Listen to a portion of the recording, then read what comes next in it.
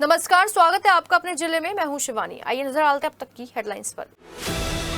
Singapore के बाद दो दोस्तों ने अपने मेरठ में खोला डफैम रेस्टोरेंट। अमेरिकन, इटालियन और इजराइल के फूड्स का मिलेगा स्वाद। डीएम ने किया उद्घाटन।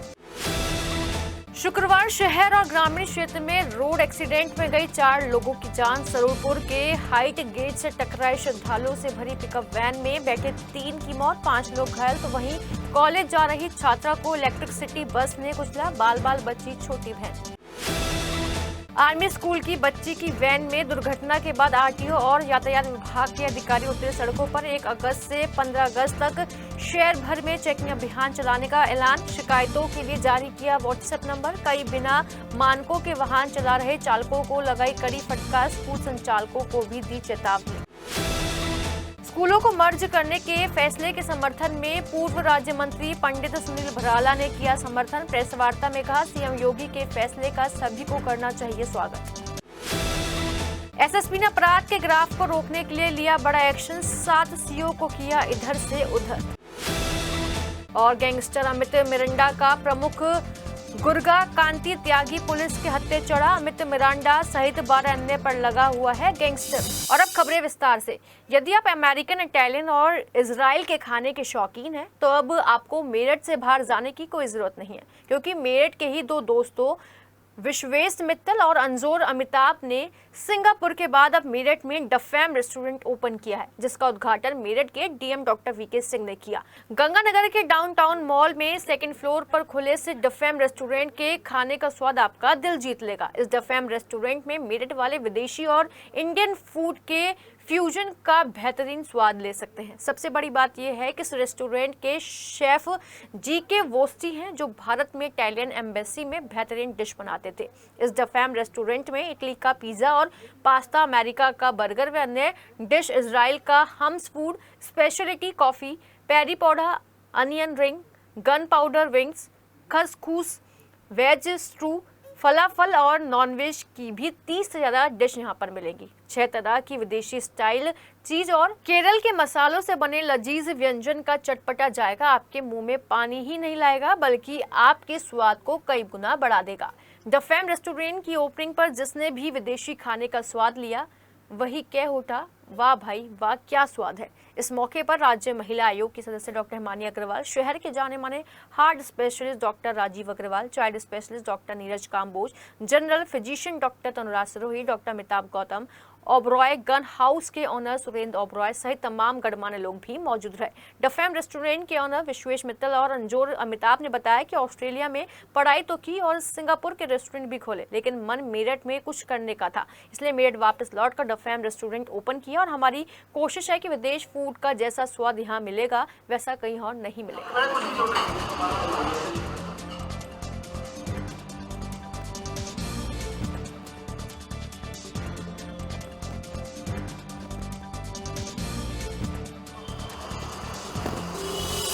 देखिए, ये डाउनटाउन जो मॉल है, ये मेरठ का बहुत ही सबसे इम्पॉर्टेंट जगह पे गंगानगर में और डिफेंस कॉलोनी के सामने एक सबसे अच्छा प्लेस है लोगों को, जो फैमिली के साथ गेट टुगेदर कर सकते हैं, एंजॉय कर सकते हैं। और आज इस डफैम ये फैमिली रेस्टोरेंट है, इसका आज ओपनिंग हुआ है और मैं इनके जो अथर जी हैं, अमिताभ जी हैं और विश्वेश हैं, इन सबको बधाई देता हूँ कि लोगों को अच्छी सुविधाएँ जो है प्रदान करें, ताकि जो मेरठ के लोग हैं जो कि दिल्ली या इधर उधर जाते थे, दूरस्थ न जाके यहीं पे इटालियन फूड का ये बता रहे हैं कि मेरठ में पहला चेन है और इन्होंने अच्छे शेफ को हायर कर रखा है। और यहाँ के एम्बियंस भी मुझे बहुत अच्छा लगा, फूड क्वालिटी भी निसंदेह लोगों को बहुत अच्छा मिलने वाला है। तो मैं इन सबको अग्रिम बधाई देता हूँ और मेरठ जनपद वासी इसका लुत्फ़ लें और खुद अपने आप रेट करें कि ये कैसा है। और जितना अच्छा सर्विस देंगे, जितना अच्छा फूड क्वालिटी मेंटेन करेंगे, उतना ही ये रेस्टोरेंट ग्रो करेगा। मेरी शुभकामना इन सब के साथ है। Thank you very much. इतना अच्छा लगा, इतने एक सबसे ज़्यादा फीलिंग आई कि ये फैमिली रेस्टोरेंट है, कोई शोर नहीं, कुछ नहीं, you can talk, you can sit, you can relax. और अच्छा, जो पिज़्ज़ाज़ हैं इतने डिफरेंट हैं।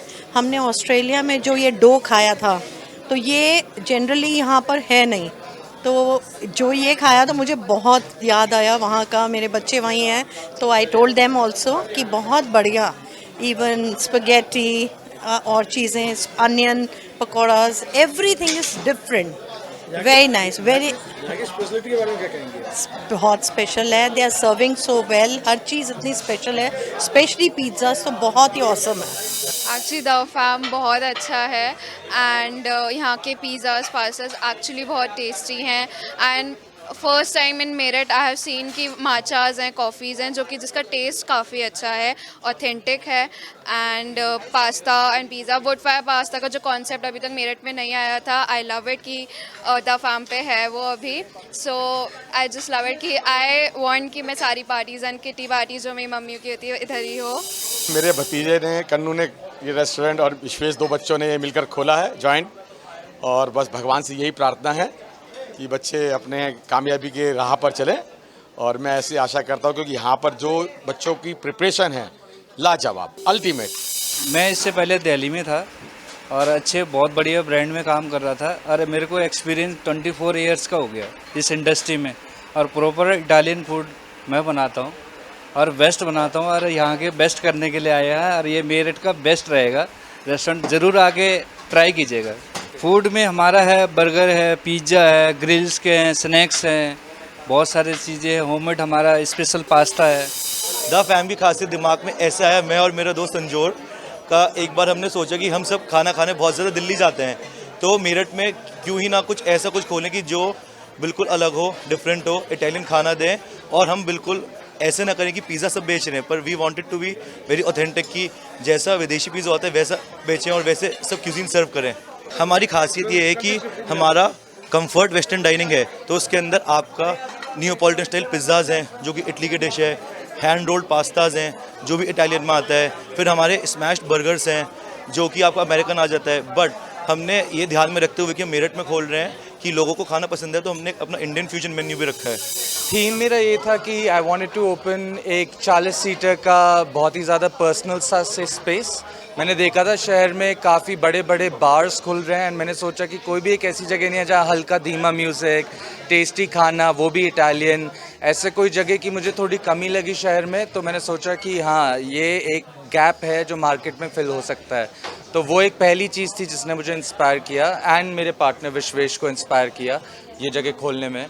एंड उसके बाद हमने ये भी देखा कि इटालियन खाना, असली हाथ से बना हुआ इटालियन खाना, चाहे वो पास्ता हो या पिज़्ज़ा हो, और फ्यूजन की भी कमी लगी, तो हमने कहा कि ये सब कुछ पे थोड़ा काम करते हैं। 3-4 महीने रेसिपी डेवलप की, ऑफ कोर्स जगह बनाई जहाँ हम खड़े हैं, एंड हियर वी आर सब कुछ। जैसे मैं सिंगापुर में 2 बार खोल के बैठा हुआ था और मेरे कज़न के साथ था, वो ज़िंदगी अच्छी थी, बट मैंने सोचा कि ओके मेरठ में अपने फैमिली के साथ रहना है, अपनी कम्युनिटी के साथ वो शेयर करना, जो मैंने सीखा है that will be the best thing, वो सबसे ज़्यादा रिवॉर्डिंग रखता मुझे। गुरुवार के बाद शुक्रवार को शहर में रोड एक्सीडेंट की 2 बड़ी घटनाओं में 4 लोगों की मौत हो गई।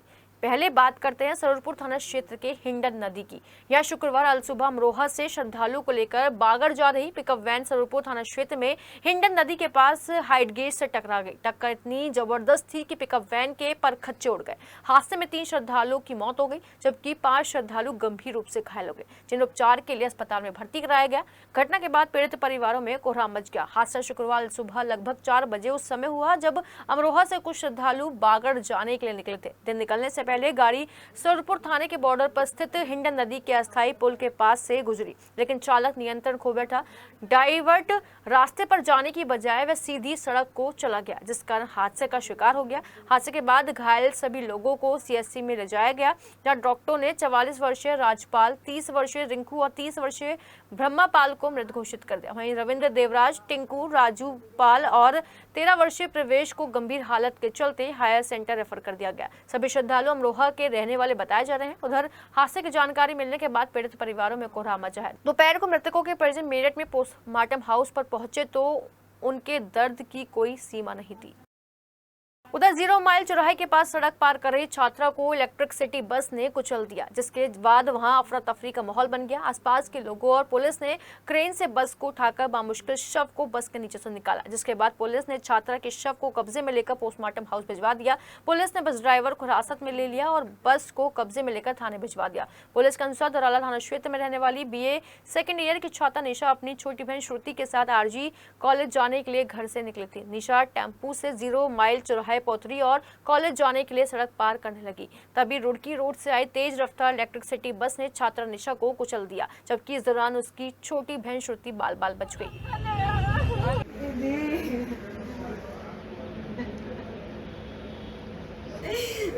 तो अभी आ गए घर वाले या नहीं?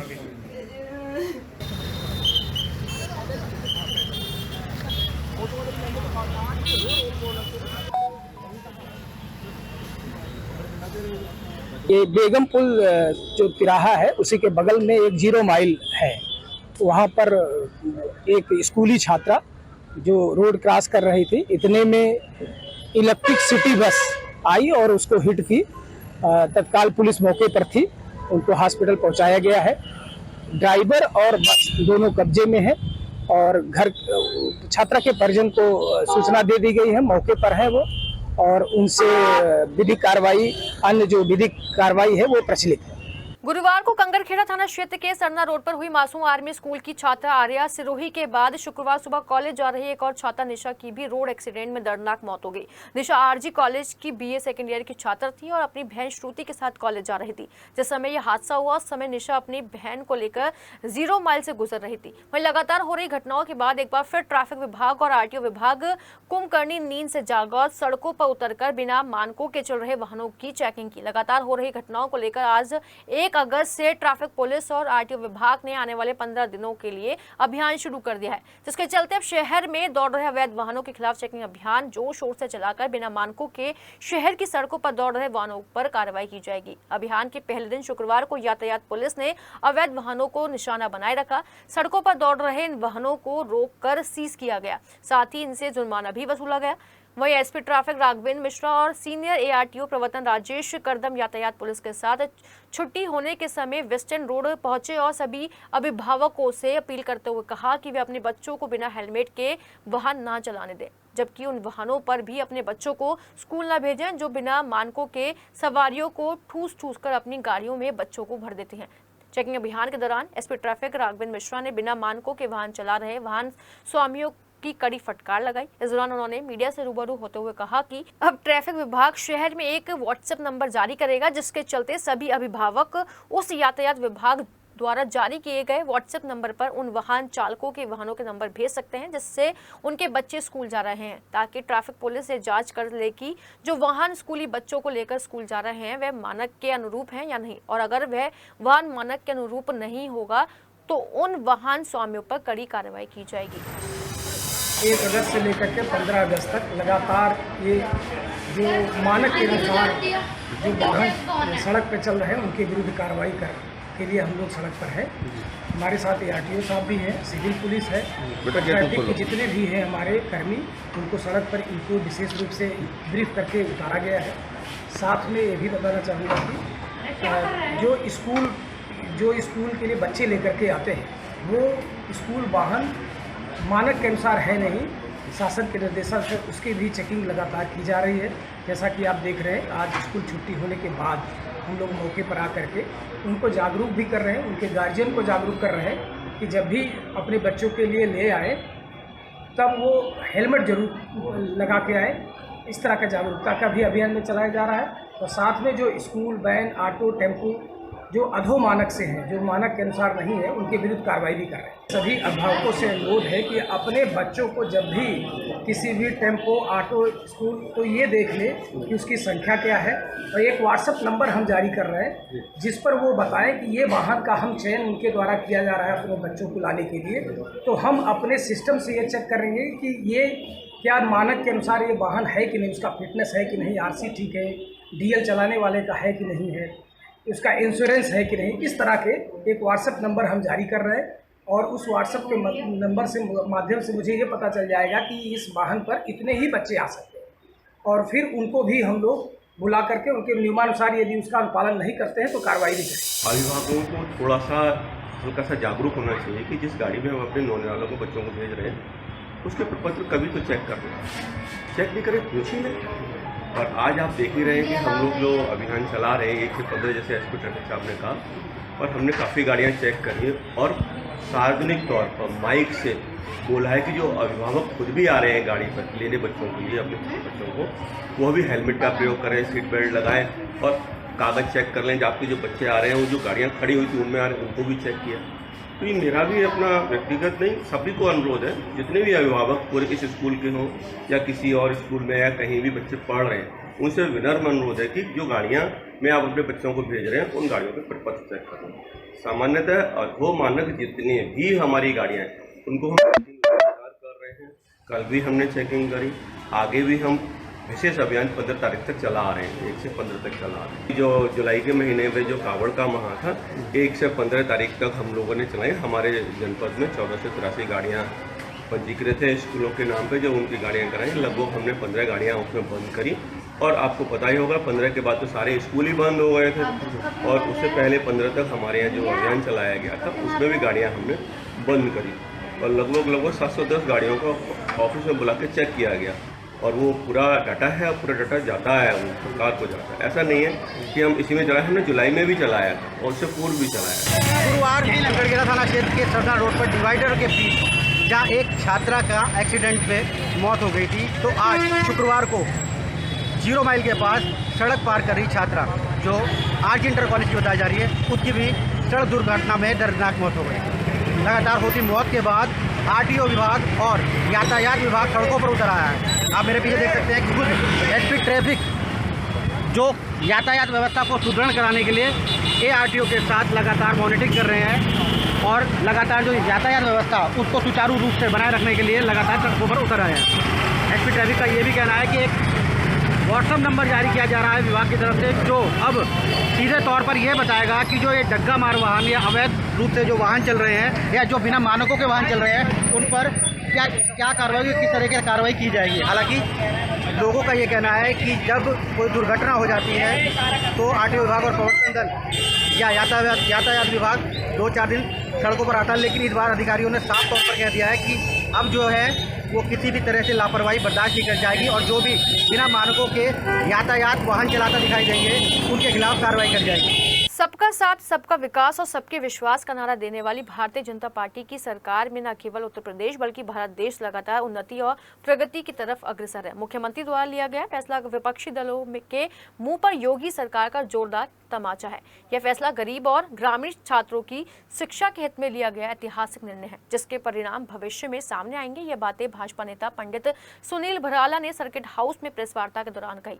उन्होंने बताया कि प्राथमिक विद्यालयों के विलय पर सरकार के निर्णय को वापस लेने का स्वागत करना चाहिए, क्योंकि लगभग 29,000 प्राथमिक विद्यालयों के विलय से 5 लाख छात्र छात्राएं और 50,000 से अधिक शिक्षकीय स्टाफ प्रभावित होने की आशंका थी। इस पर गहन चिंता व्यक्त करते हुए मुख्यमंत्री योगी आदित्यनाथ को उन्होंने पत्र लिखकर मांग करते हुए कहा कि इन विद्यालयों को बंद करने के बजाय इनके संसाधनों और शैक्षिक गुणवत्ता में सुधार कर इन्हें और सशक्त बनाया जाए, ताकि गरीब, पिछड़े और ग्रामीण क्षेत्रों के बच्चों की शिक्षा में व्यवधान न आए। यह आमजन की भावना रही है, जिसे सरकार ने गंभीरता से लिया। वहीं मालेगांव मामले पर बोलते हुए उन्होंने कहा कि तत्कालीन यूपीए सरकार पर कड़ा प्रहार किया और कहा कि मालेगांव बस ब्लास्ट में भगवा हिंदुओं को बदनाम करने की साजिश रची गई थी। उन्होंने कहा कि न्यायालय ने संत साध्वी ठाकुर, प्रज्ञा सहित सभी को दोष मुक्त करके यूपीए सरकार पर बड़ा तमाचा जड़ा है। 17-18 वर्ष पहले मुंबई में मालेगांव में बम ब्लास्ट हुआ था। आतंकवादियों ने एक बड़ी गतिविधि करके और भारत में अशांति फैलाने का काम किया था। उसी में यूपीए सरकार ने, तत्कालिक सरकार ने, उन्होंने षड्यंत्र रचकर वहाँ के कुछ तत्कालिक ऐसी मानसिकता के जो हिंदू विरोधी अधिकारी थे, उन्होंने ये षड्यंत्र रचा था। और षड्यंत्र रचकर हमारे जो भगवाधारी थे, हमारे जो साध्वी प्रज्ञा ठाकुर जी थे और हमारे ऐसे लोग थे जो सनातन में काम करने वाले लोग थे, उनको जबरन और झूठे तरीके से फंसाने का काम किया था। हमें निश्चित विश्वास था कि भगवा ना तो कभी आतंकवादी हो सकता और ना ही कभी हिंदू आतंकवाद फैला सकता। और ये स्पष्ट रूप से कल माननीय न्यायालय ने जब निर्णय दिया और सबको उनको बाइज्जत बरी किया, वो उससे स्पष्ट हो गया है कि कभी भी भगवा अशांति के पक्ष में नहीं रहा है, वो जोड़ने के पक्ष में रहा है। कांवड़ यात्रा के बाद एसएसपी डॉक्टर विपिन ताड़ा लगातार कानून की समीक्षा कर पुलिस कर्मियों को अलर्ट करने की चेतावनी दे रहे हैं, लेकिन लगातार बढ़ती हुई क्राइम की घटनाओं को देखते हुए पुलिस की कार्रवाई भी शायद नाकाफी है। पुलिस सूत्रों के अनुसार इंस्पेक्टर, चौकी इंचार्ज और दरोगाओं और सिपाहियों पर कार्रवाई करने के बाद एक सीओ को ऑफिस से अटैच कर दिया, जबकि कुछ श्वेत अधिकारियों के क्षेत्रों में फेरबदल कर दिया गया है, जिन क्षेत्राधिकारियों के क्षेत्रों में फेरबदल किया गया उनमें ब्रह्मपुरी सीओ कोतवाली, सीओ कैंट, सीओ सरधना शामिल है। सीओ कोतवाली आशुतोष कुमार को सीओ सरधना बनाया गया है और सीओ सरधना संजय कुमार जायसवाल को किठौर भेज दिया गया। वहीं सीओ ब्रह्मपुरी अंतरिक्ष जैन को कोतवाली की जिम्मेदारी दी गई है। वहीं सौम्य अस्थाना को सीओ ब्रह्मपुरी और नवीना शुक्ला को सीओ कैंट बनाया गया। मवाना सीओ अभिषेक कुमार पटेल को सीओ ट्रैफिक विभाग से ट्रांसफर कर दिया गया है, जबकि सीओ कैंट संतोष कुमार को कार्यालय से अटैच कर दिया गया है। बता दें कि हाल ही में हाशिमपुरा चौकी शूट आउट के बाद सभी प्रशासनिक इलाकों में चर्चा थी कि जल्दी बड़े फेरबदल किए जाएंगे। अमित मिरांडा गिरोह शास्त्री नगर जैसे इलाके में दहशत का पर्याय बन चुका है और पुलिस अमित मिरांडा सहित सभी 12 बदमाशों पर गैंगस्टर की कार्रवाई कर इस गैंग की कमर तोड़ने में लगी हुई है। मेरठ के पौष इलाकों में दुकानदारों से लेकर आम लोगों में दहशत फैलाने वाले गैंगस्टर अमित मिरांडा के गैंग का एक्टिव सदस्य कांति त्यागी को भी पुलिस ने गिरफ्तार कर लिया। एसपी सिटी आयुष विक्रम सिंह के नेतृत्व में कांति त्यागी से पूछताछ की गई, जिसके बाद उसे कोर्ट में पेश कर जेल भेज दिया गया। गैंगस्टर कांति त्यागी टिल्लू पंडित का जीजा बताया जा रहा है। इससे पहले विश्वास त्यागी को पुलिस गिरफ्तार कर जेल भेज चुकी है। अभी अमित मिरांडा गैंग के और सदस्यों पर पुलिस शिकंजा कसने जा रही है। उधर अमित मिरांडा को बेंगलुरु जेल भेजे जाने पर लोगों में अब दहशत कम हो गई है। पुलिस जल्द ही उस होटल और पुलिस अधिकारी को भी रडार पर लेगी जिसने अमित मिरांडा को जेल के बाहर रहते संरक्षण दिया है। शशि प्रकाश गोयल उत्तर प्रदेश के नए मुख्य सचिव बनाए गए हैं। शशि प्रकाश गोयल 1989 बैच के आईएएस अधिकारी हैं और मुख्यमंत्री एडिशनल चीफ सेक्रेटरी पद पर रहे हैं। शशि गोयल की गिनती मुख्यमंत्री के सबसे खास अफसर के तौर पर होती है। जब से मुख्यमंत्री योगी आदित्यनाथ का कार्यकाल शुरू हुआ तब से शशि गोयल ही मुख्यमंत्री कार्यालय के लगातार प्रमुख रहे हैं। अब मुख्यमंत्री ने एसपी गोयल की राज्य का मुख्य सचिव बनाया है। बताया जाता है कि शशि प्रकाश गोयल गंभीर और मेहनती अधिकारी हैं जो बिना चर्चा में आए अपने काम पर यकीन रखते हैं। मेरठ कॉलेज में चौधरी चरण सिंह विश्वविद्यालय की एमएड और एलएलएम की प्रवेश परीक्षा आयोजित की जाएगी, जिसमें हजारों विद्यार्थी भाग लेंगे। दोनों ही कोर्स अत्यधिक पॉपुलर हैं और इनमें प्रवेश के लिए मेरठ कॉलेज में मारामारी रहती है। इन प्रवेश परीक्षाओं की तैयारी के कारण मेरठ कॉलेज में 1 अगस्त यानी आज प्रवेश प्रक्रिया संबंधी कार्य एवं शिक्षण कार्य स्थगित रहेगा। महाविद्यालय प्रशासन द्वारा केवल उन्हीं कर्मचारियों और शिक्षकों को कार्य के लिए बताया गया है जो उक्त प्रवेश परीक्षा में कार्य करने के लिए अधिकृत किए गए हैं, जबकि 2 अगस्त को भी उक्त प्रवेश परीक्षाओं के कारण महाविद्यालय में आवागमन प्रतिबंधित रहेगा। उक्त जानकारी मेरठ कॉलेज की प्राचार्य प्रोफेसर सीमा पवार ने दी। वहीं चौधरी चरण सिंह विश्वविद्यालय में वरिष्ठ सहायक के पद पर तैनात नरेश सिन्हा गुरुवार को सेवानिवृत्त हो गए। इस दौरान उन्हें विश्वविद्यालय समिति कक्ष में बुके देकर और शॉल उड़ाकर सम्मानित किया गया। इस दौरान समिति कक्ष में मौजूद नरेश सिन्हा के साथ कार्य करने वालों ने उनकी प्रशंसा की और उनके द्वारा किए गए कार्यों को सराहा। हाशिमपुरा चौकी के पास खुलेआम गोली चलाने वाले 3 दबंगों की पहचान हो चुकी है। बता दें कि पुलिस कभी भी उनको गिरफ्तार कर सकती है। बुधवार दिन दहाड़े बाइक सवार बदमाशों द्वारा गैंगस्टर प्रॉपर्टी सलीम की हत्या करने वाले 24 घंटे बाद भी पुलिस की गिरफ्त से दूर है। हालांकि पुलिस के आला अधिकारियों का कहना है कि हमलावरों की गिरफ्तारी के लिए टीम गठित कर दी गई है और जल्द ही उन्हें गिरफ्तार कर जेल भी भेज दिया जाएगा। दरअसल लोहियानगर थाना क्षेत्र में रहने वाला गैंगस्टर प्रॉपर्टी डीलर सलीम बुधवार शाम कचहरी से अपने साथी साजिद के साथ अपने घर की तरफ जा रहा था। तभी सिविल लाइन थाने की हाशिमपुरा पुलिस चौकी के नजदीक सुभाष नगर चौक पर पीछे से आए बाइक सवार 2 बदमाशों ने गैंगस्टर सलीम को गोली मारकर मौत के घाट उतार दिया। वारदात को अंजाम देकर बेखौफ बदमाश आसानी से फरार हो गए। एसपी सिटी आयुष विक्रम सिंह ने बताया कि गैंगस्टर सलीम शनिवार को ही जेल से बाहर आया था और उस पर करीब 1 दर्जन मुकदमे दर्ज हैं। पुलिस की 3 टीम हत्यारोपियों की तलाश में जुट गई है। कंकड़खेड़ा थाना क्षेत्र के गांव डाबका में गुरुवार देर रात मंदिर में चोरी करने वाला चोर पुलिस ने दबोच लिया। पकड़े गए चोर के पास से चोरी का सामान भी बरामद किया गया है। डाबका के शिव मंदिर में गुरुवार रात को एक चोर मंदिर में घुसा और चोरी की घटना को अंजाम दे डाला, लेकिन चोरों की घटना मंदिर के आसपास लगे सीसीटीवी कैमरे में कैद हो गई। शुक्रवार की सुबह ग्रामीणों ने मंदिर में हुई चोरी की घटना की सूचना पुलिस को दी। गांव डाबका के रहने वाले विवेक उर्फ भूरे ने पुलिस को बताया कि चोर मंदिर में लगा सारा सामान चोरी करके ले गए हैं। शुक्रवार को दोपहर के समय जब गाँव के कुछ लोग जंगल में बैठे थे तो उन्होंने युवक की तलाशी लेकर मंदिर का सामान बरामद किया और चोर को पुलिस के हवाले कर दिया। चोर लगातार पुलिस को चुनौती देते दिखाई दे रहे हैं। सूरजकुंड के शवदहा गृह के पास एक मोटरसाइकिल चोरों ने चोरी कर ली। एक अंत्येष्टि में शामिल होने आए रिटायर्ड ट्रेजरी बाबू नरेश गुप्ता और जब क्रियाक्रम के बाद वापस पहुंचे तो बाइक गायब थी। सिविल लाइन थाना क्षेत्र के अंतर्गत पड़ने वाले शमशान घाट पर क्या 2 सिपाहियों की ड्यूटी भी नहीं लग सकती? सिविल लाइन के अंतर्गत आने वाले इलाकों में क्राइम लगातार बढ़ता जा रहा है। उधर हापुड़ अड्डे पर भी एक युवक से मोबाइल छीनकर बाइक सवार बदमाश फरार हो गए। हापुड़ अड्डे से मात्र 100 मीटर पहले ही अभी दिन दहाड़े गोलीबारी की घटना हुई है। स्थानीय व्यापारियों और राहगीरों ने पुलिस इस क्षेत्र में पेट्रोलिंग बढ़ाने की मांग रखी है। अपने जिले में फिलहाल इतना ही। आसपास की ताजा तरीन खबरों के साथ हम आपके साथ जुड़े रहेंगे। तो फिलहाल हमें दीजिए इजाजत। नमस्कार।